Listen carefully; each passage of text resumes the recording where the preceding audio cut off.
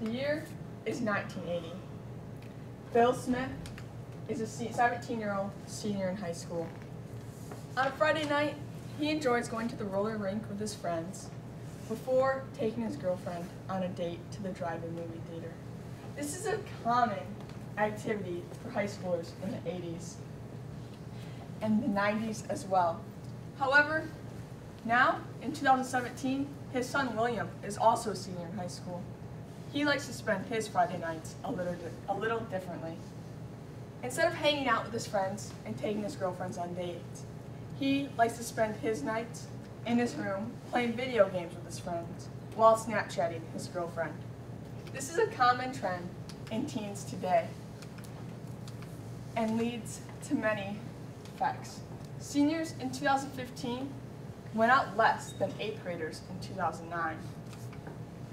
Although teens today are spending far more time under the same roof as their parents, they aren't said to be any closer than previous generations.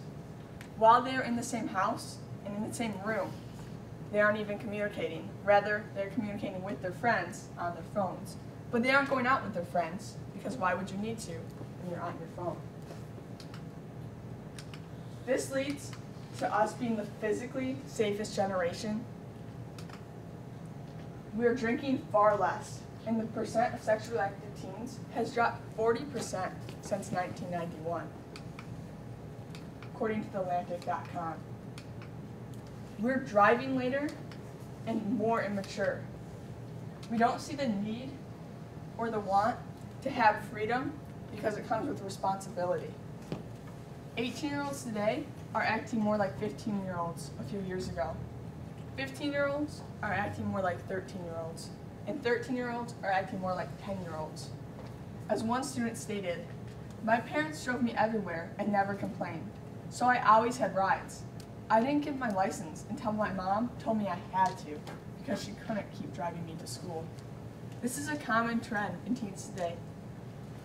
We don't want responsibility or freedom. We just think our parents can do whatever for us and drive us places because we'd rather sit on our phones than drive behind the wheel.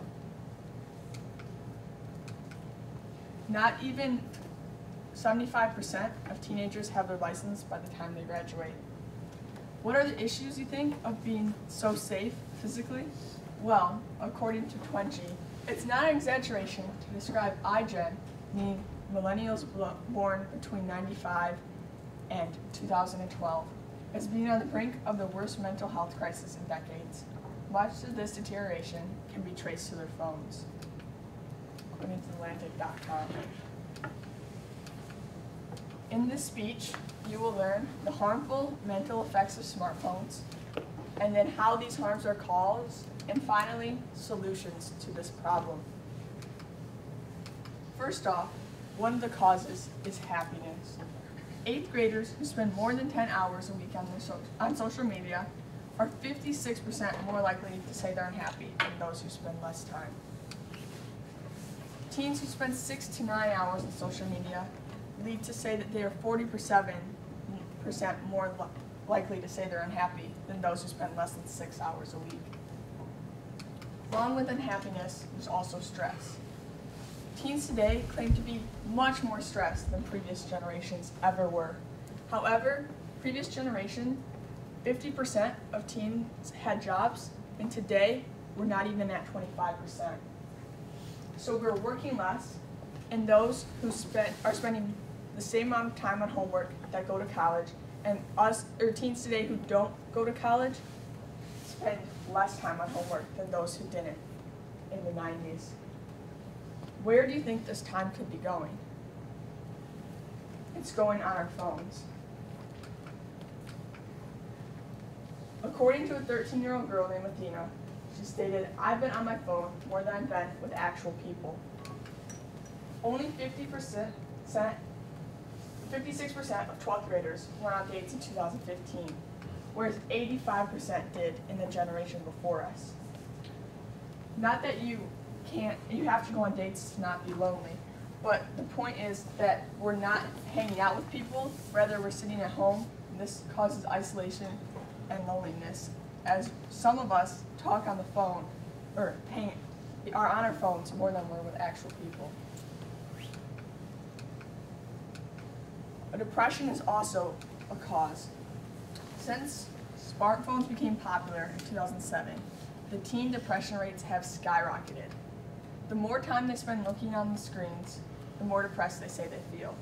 There's not a single exception in any age group, according to Atlantic.com and CNBC News.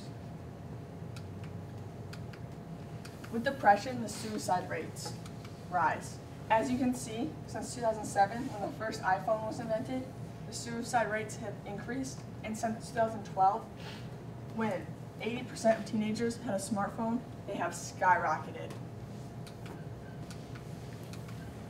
Anxiety also comes from this. The fear of missing out, also known as FOMO, could partially drive the cycle, leading smartphone users to anxiously check their phones for the fear of missing out on important social events or interactions. I know I'm guilty of this, and many of you probably are too. We can't do anything without checking our phone, and once we get a notification, we feel urged to check it, which leads us to not only check that for 10 seconds, but then check something else, and then check something else. So our 1 second Snapchatting back turns into a 15-minute phone break. This could also lead to us not doing as much homework and then becoming more stressed, as stated before. Some other causes are internet addiction. We get addicted to the screen and want more screen time to check more social media sites. Most people find it rewarding to check their apps and notifications, but some can be addicted to this positive feeling, compulsively checking their phone for updates, according to Hunley.